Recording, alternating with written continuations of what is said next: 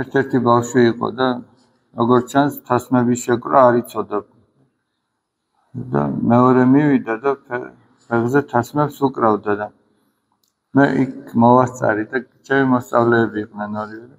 მოვასწარი და გადავუღე სურათი. ანუ ერთი და მეორე თუ პირველ კლასში იყო პატარები, ერთი მეოთხე კლასში. და გადავუღე სურათი და მე ვაჩვენებდი ხოლმე ბავშვებს. აი წარმატების ორი გაგება. ამ წუთისოფლის წარმატება რას ამბობს? ვინც დღას და ფეხი აქვს გაშვერილი.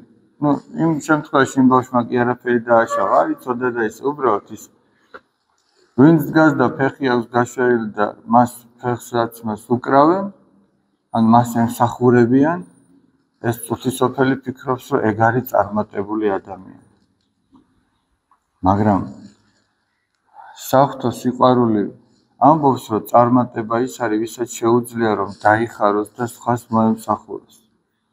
ეგ არის წარმატება. ეგ არის რომ ადამიანს მიეხმარო, ესე იგი, ჩვენ თუ სიკეთისათვის ვართ ახშენებული, გამოჩნდება იმაში, რომ ჩვენ შეგვეძლება სხვისთვის სასიკეთოდ რაღაცა მოითმინოთ.